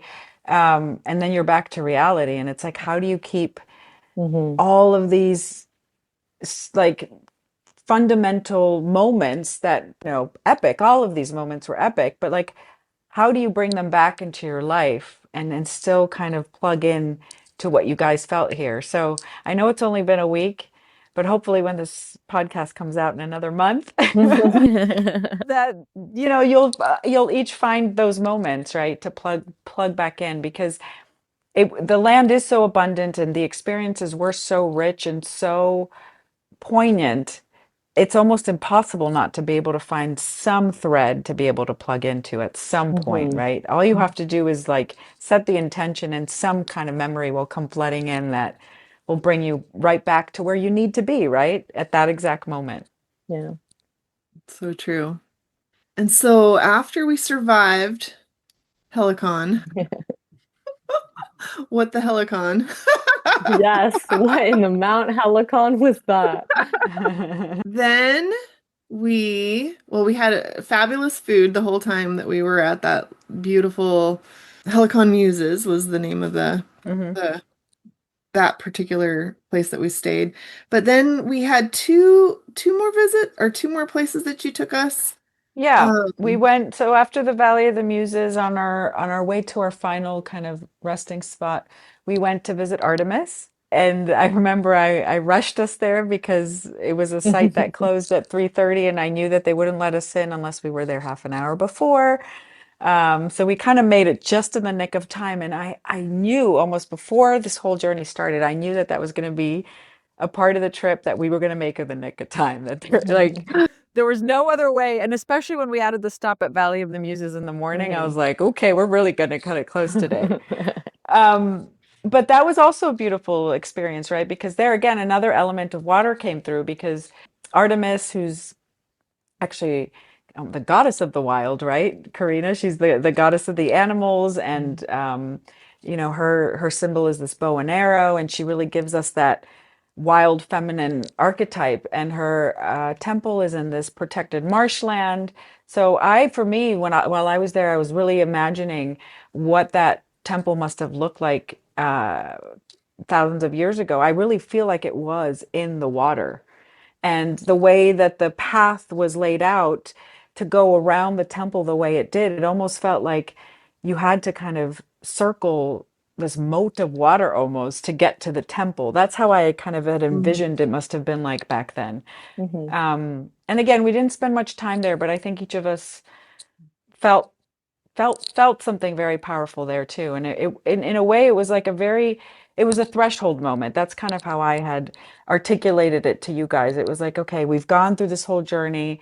You guys, had to release a lot to or actually commit to a lot before actually even coming on the trip. But it was really a moment of like, okay, whatever I've released, I don't need this anymore. It's gone. I've left it here because that whole temple was actually a sanctuary for women. It was a rite of passage from being a child into becoming a woman. It was like a place that women would leave their childhood toys behind as a sort of offering of like, I'm no longer a child, I'm now becoming a woman and kind of entering this rite of passage. So that felt significant from that perspective for me, and why that was a part of the whole thing.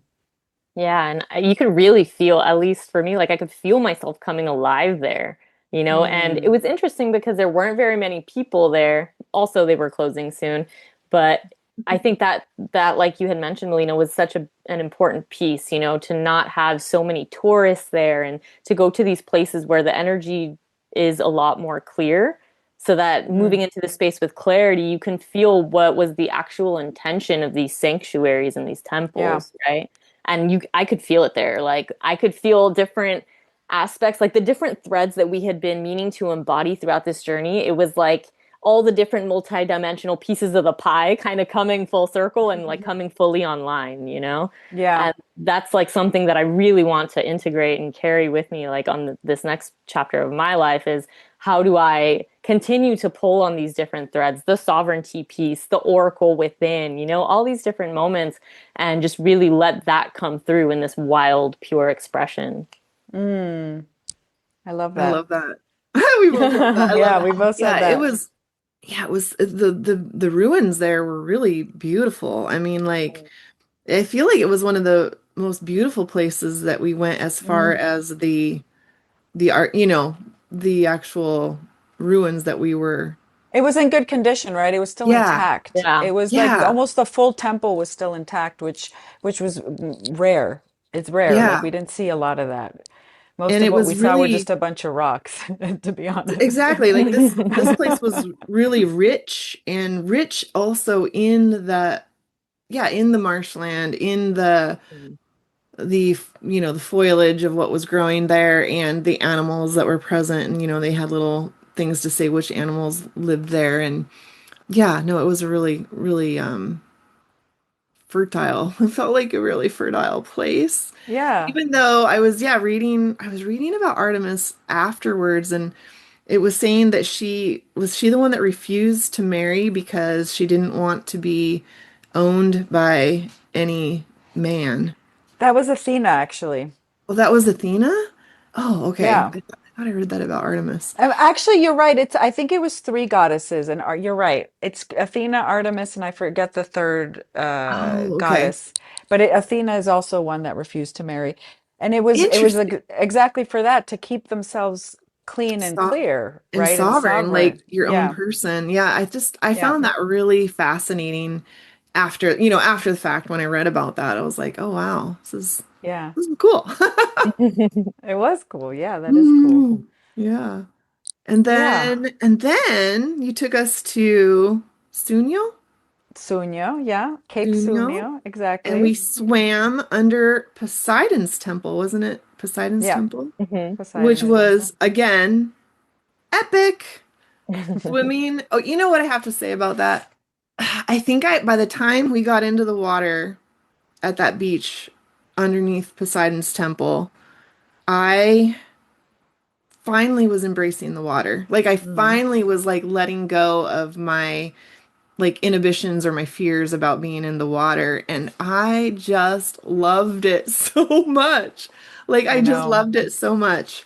And I love that you can just float in the water because of the Yeah, you salt. were you were it was really lovely to see you enjoying it so much and really getting exactly the benefit that I get from the sea, right? And like 'cause the sea here in Greece is such an important part of my life. I'm in the sea all year round. Very few Greeks do that, right? Because does get cold in the winter. But for me, the sea is such a important part of how I connect to this clear channel, of how I clean myself, of how I stay in all of this that we're talking about. The sea for me is such an important key to all of that. So to see you relish in it and to actually just surrender to it and like Mhm. just be there like laughing and smiling and you're in this like beautiful Right. blue bathing suit and like this perfect Aegean blue color and you're just like Like you came alive Your there, inner and child was having the best day. yeah, you and it just made me really happy to see you in that place because it did feel like you had released a lot on the trip and that you were in that celebratory mood, right? Which was really what that last day was about because we had the full moon. We stayed in this beautiful villa surrounded by pine trees that had this great view of the temple. And that last day was, and that brings us to the last part of the spiral, if people are still even following the spiral thread by the end of this podcast. Oh, Oh, because that was your first question, Jordan, and I haven't forgotten about it. it's totally cool. Um, and that last piece is the integration piece, right? The return and Poseidon. The reason Poseidon was a part of it because Poseidon is, the god of water and really represents that kind of vastness and that kind of unlimited potential that exists before us. And like, you know, And here it is. wasn't Poseidon like the father of Pegasus or something? There's something about Yeah. Poseidon and Pegasus. I can't remember what it is. I'm gonna have to look it up and write about it though. Yeah, I'd like to know what that connection is too, because that might be the missing thread to everything. Because Pegasus was literally a part of every day of our trip. Yeah, Mhm. He became a yeah. part of every day of the trip, and that's what I find so beautiful about this is that in a lot of ways the trip was co-created. Like all of us, and that's what I personally, me as the facilitator and leader behind this, that's what I felt was so special because the group was so small and intimate, and we both, Mhm. each of us brought kind of our own uniqueness and authenticity on the trip, and all of it was just like so beautifully woven, from Karina channeling at the Oracle and you, Jordan, just being like Pegasus, Pegasus, Pegasus, when Pegasus was like really it was such an important thread of the whole trip and was the thread for me is that creativity thread that he Hmm. represents so profoundly. And if you think about it, I think that's what brought you here, Jordan, is kind of for me, what I feel for you is that it's like your Pegasus is such an important coming on this trip is such an important next step, like threshold moment to actually writing these children's books. I Because, needed that. I needed like the number of ideas even that are already like a spring coming forth just from having the mm, experience. And for me too, I feel like it was really important that I didn't just read about these things in a book. Like I didn't just mm, read about these locations in a book. Like I needed to experience them for myself, like all the places that we went. Because then when I do create something, I'm creating from an actual, like tangible, I've been there, I've touched that, I've experienced it rather than just writing a story about a story. I lived it in a way. Like I you were lived, immersed in it, yeah, literally immersed in I it. lived it on some level, and I feel like that's important to the creative things that are going to come through this whole entire experience for me anyways, and why I needed to be there. And I think that's such an important aspect too, on your healing journey and as you move through life. Like it's one thing to read about and conceptualize like different aspects of the healing Mm, process, right? But to be able to live that, that is embodiment. That is Mm, you bringing your life lessons and everything that you've conceptualized in the rational mind and living it. And that is how you truly become the channel. That is how you mm, become the oracle and get to share that wisdom with other people because your frequency then becomes medicine. ugh, mm, so epic. See that? Just what you said, epic. And I mean, yeah, all of it, just all of it was just critical, I think, in each of our journeys to be there and to feel it and to kind of be able to own it. Oh, I know what I was gonna say, that just the trip up Helicon Mountain itself, like that whole experience in my own healing journey, I guess, and the facing of your fears, because boy, did we face a lot of fears. I did. I faced so many fears that I think that does something to you that it makes you fearless. Like, what do you like? You guys went through did so many things you wouldn't have otherwise done. Now you guys are like, oh, This what, is whatever, I can true. do that. Yeah. Like write a children's book and publish it. What's that? But I Okay. think too, what it did for me is it anchored my faith. Like it Mm, anchored my faith that God really is here guiding and protecting us. Like he was on mm, that mountain with us. It's not like, oh yeah, I think he was there. I was like, no, he was there. Like there was no doubt about it. Like we wouldn't have survived otherwise. And I think for me that in and of itself was a huge part of why I needed to go. Yeah. And I know that we each got something different from it, but that's definitely what I needed.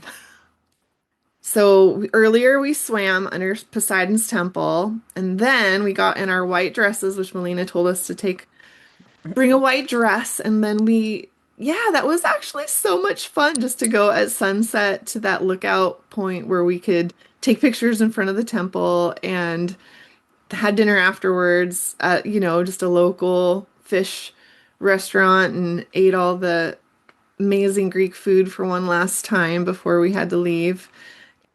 Yeah, it was just all epic. I mean, yeah, that last, even the pictures we took were epic. they were, right? Those pictures were They were beautiful. beautiful. Yeah.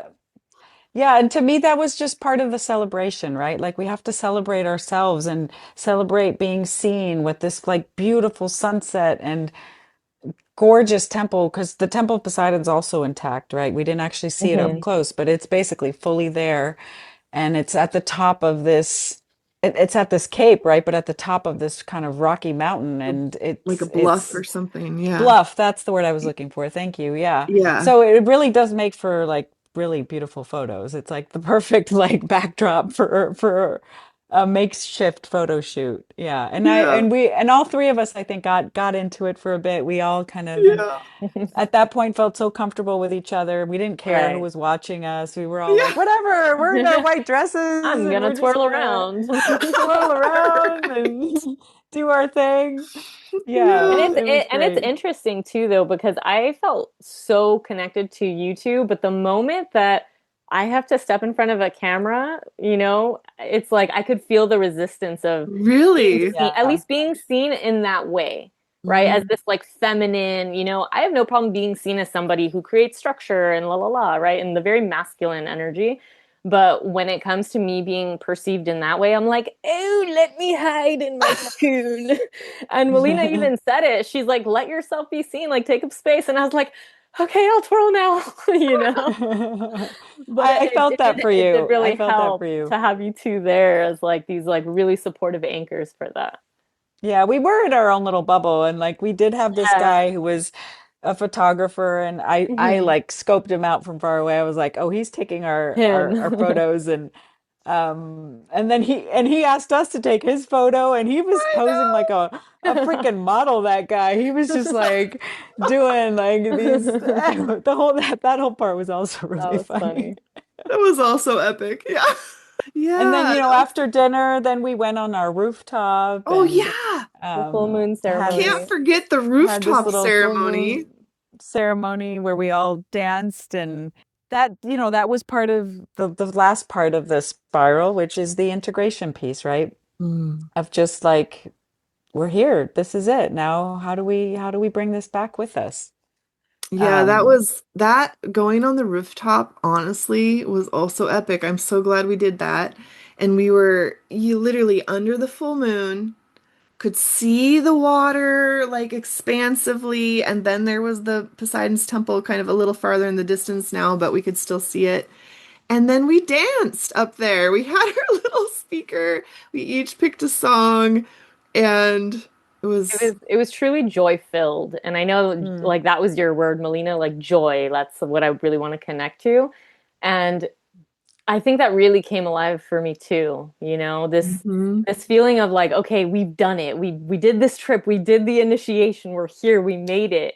And not just this physical trip to Greece, but also within our own lives. Like we mm, have made it, right? So how do I move forward from this place of joy instead of this place of self-sacrifice? Because when I self-sacrifice, I'm not serving anyone, especially right. not myself, right? Like my cup needs to be full and, full of light and love for myself, and from that place then I can give to others.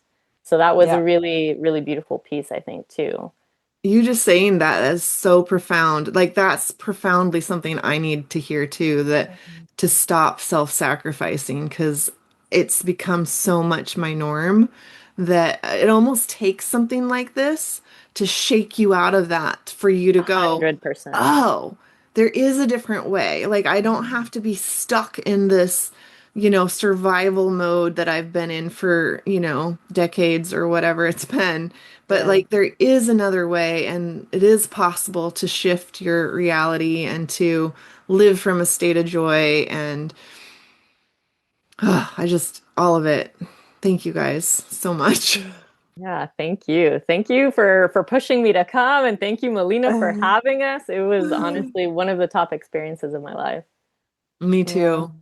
So, what would you guys say your advice would be to anybody watching or listening to this who wants to, yeah, create more magic in their life? I think for me, a big part of like being an intuitive channel is really learning to trust yourself, right? Because throughout your life, you're told you need to be this, you need to be that, get this job so that you can fit into the societal structure or follow tradition. But your soul already has a blueprint, of where you're going, of everything your soul desires to experience in this lifetime, right? So the more that you can learn to like tune into your heart, like bringing your awareness down to your heart space and beginning to move from that place, right? Seeing, okay, is this connection aligned with what my heart desires? Is this job in alignment with what my heart desires, right? The more you can begin to shift into that heart space, the more you can begin to tap into your own magic, right? Because you're going to have a plan and you may not see the bigger plan as a whole. In fact, you most likely won't because it can be very overwhelming. But can you follow the next step and then the next step? And sometimes that looks like resting for the day, right? It's not always about like doing and pushing and producing, but really learning to honor your heart for what it needs and what it wants. I love that. What about you, Melina? Do you have a thought on Yeah, that? my answer is going to be nature. Mm. Mm. Get into nature. I mean, nature for us was such a big piece of the magic, right? When we really, like, I'll just say this, right? Which we didn't mention as a detail, but all of the beautiful animals we saw at like the Oh, perfect yeah. Yes. moments in time, like the butterflies following us around everywhere, the little trickster foxes we saw right before getting to Helicon. They were like, do do do, look what's waiting for Yeah. Yeah. you. Like Yeah. not The we're And not re turtles. right, the turtles. Yeah. turtles. We saw turtles. We saw a Gosh. snake, and each of them were, and I wrote about this in my article on Substack, but for me, each of them really represented, like, if you were open to the message, nature has a lot of messages that can really bring you into that magical frequency. Yeah. And that ties Um, back into animal communication, even. right, Beautiful. right, there we go. The animals are here. They really are here to guide us, be that, your domestic animals or the wild animals that, yeah, you find when you take a minute to get back in touch with nature and the heartbeat of the earth, really.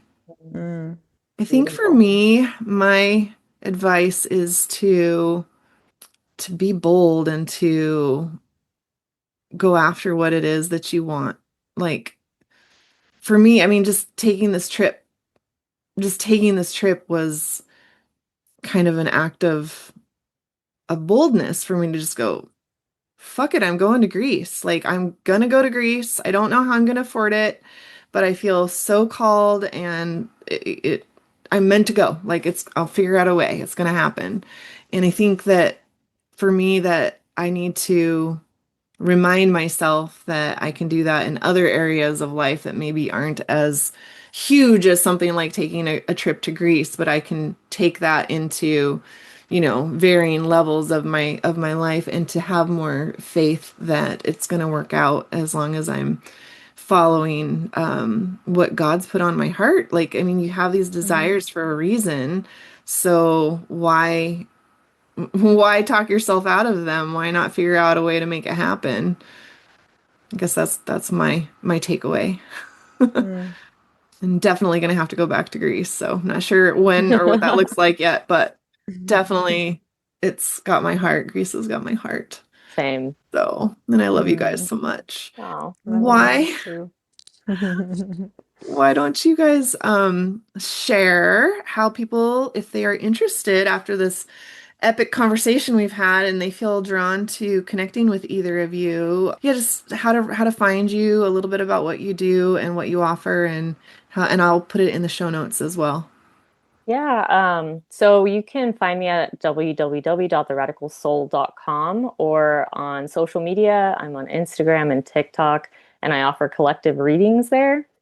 So I also work with people on a more like one-on-one basis. You can book that at my website.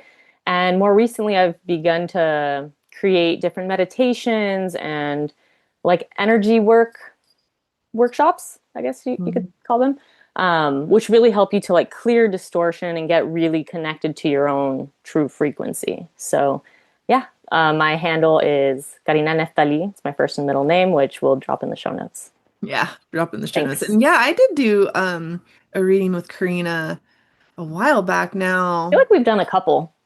We did one right before you came to visit me, when you came up to Yeah. Seattle, and she did one, and it was so spot on. But also, yeah, your readings that you do on Instagram, I literally feel not all of them, but I would say like 7/8 of them, I feel like, wow, she's connecting with my energy. Like they're so, I'm so tapped. We're so tapped in. I don't know.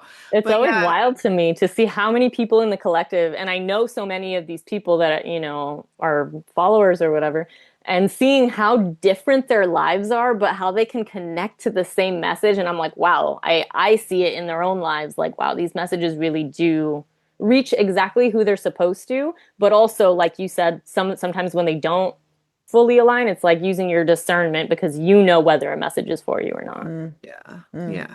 So yeah, definitely check out Karina and then Melina. Yes, people can find me also on Instagram and through my website, which is melinapapas.com. And that's where you can find out about any of these future immersive experiences. That's what I'm calling them now. Yeah, an They're not immersive That's retreats. what it is. That's what it is. it was They're not a not retreat. retreats. They're not. I've been struggling with what to call these, but going through this experience with you guys helped me kind of land on that word. And I also work with people one on one. And the other part of my work, besides basically bringing all of this that we experienced and we've been talking about in a one on one experience, is I also take a very small group of clients for marketing and business development strategy work as well. That's part of my other work. Oh, Yeah. cool. And you do like one-on-ones with people in that realm or in other things too. In both the personal realm and the business realm. Yeah, So and I work with a lot of people that are have their own businesses, and you can't really separate the two a lot, right? Like your business true. stuff and your personal stuff kind of all feed into one. And because I have that business background, I kind of bring it all together in one roof, under one roof. Yeah. So yeah, Yeah. check out Melina and stay tuned for future immersive experiences. I I've mean, they're already begun to pilgrimages. share. I've already Yeah. begun to share with certain people, and they're like, "Oh, I want to experience that." I'm like, as soon as I get more info on future retreats, I'll let you know. Oh, great, great, Yeah. great, great. I might even do one as early as September. Oh, wow. Oh Um, wow. Okay. because and Amazing. my goal is to keep these extremely small too, Yeah. because I think that's part of the magic behind it. Like I don't ever want these to get past four, five, six people max. Like Yeah. I even thought that the three of us and maybe one or two more max. Like Hmm. that's what I think what makes these very special and very unique and very me. Because Hmm. I'm not the kind of person that ever would want to expand this to, much bigger than that. Hmm. No, it was very special and literally like just a once in a lifetime kind of an opportunity to Truly. go. And yeah, so grateful for both of you guys. Is Thank there anything you. that we didn't talk about that you guys want to add, or how are you feeling about the whole chat? It feels very complete. I mean, Okay, I'm sure there good. was so much more that we experienced that I don't even have the words to like process fully just yet. Yeah. I do. I also feel very grateful that I had the opportunity to do this like once in a lifetime type of experience with the both of you, and Mm, at such a pivotal moment in our lives. And I Hmm. think that this conversation just begins to like scratch the surface at, right. what we were all moving through, and there will be more to come in the following months as we integrate what happened. Yeah, for sure. There's going to be so much more. It's only been a Yeah. week, guys. Let's keep that in mind. True. Yeah, I know. Not even a week yet, because gosh, we got home. Today is Monday, and we got home Tuesday night. Wednesday, Tuesday Tuesday night. night. Yeah, Yeah. yeah. But I feel like also just this conversation will reach the people who, yeah, maybe are having something awakened within them that Greece is speaking to. Yeah, and then it'll just be a cool way to connect. And honestly, the next one of these I do will be totally different. Like Right. I It'll I really depend. like the idea of almost building it around the people that are coming and Mhm. like because the whole this whole thread was so relevant to us, but it Yeah. depending on who comes on the next, that's what I find Right. so cool about this. It's like because this all just happened so organically. Like I just like Mhm. the idea of all of them happening this organically and just Yeah. maybe the next one is a whole different theme. Yeah, it'll never be the same thing It twice, won't. It ever. won't. It Right. won't. Even That's if it. you go to some of the same places, it'll never be the same thing It twice. won't, but I also feel like it can't be the same thing twice. Like it just Right. Yeah. this trip was meant for just us. I really feel Yeah. that. Yeah. Well, and Yeah. hopefully we So can special. share some of Yeah. that medicine. I will tell you guys that when I was flying home, I literally at times I felt like Pegasus was like under the plane, like flying me home. I don't know. It was just Wow. an image that That's I got. beautiful. It was kind of cool. But yeah, thank you for embracing Pegasus with me. I really, as you can see on my logo here, he's a big part of my life. Yeah. And I got to go home and see my real life Pegasus again. And yeah, it's very special. So thanks, guys. I love you guys so much. Love you. Such an epic adventure with two amazing women. I am so grateful that I got to do this trip to Greece with them. And yes, I used the word epic a lot while we were there because it truly was an epic adventure, an epic quest, an epic pilgrimage. Check out the show notes. I will link Karina and Melina's websites there, as well as check out Melina's Substack. You can find her at Melina Pappas, Melina Papas on Substack. I will put a link to her Substack in the show notes as well. And if you would like to join us at My Magical Horse, we would so love to have you. I will be opening a new tier soon called the Pegasus Path. Look for us at www.patreon.com/My Magical Horse. Until next time, namaste, friends.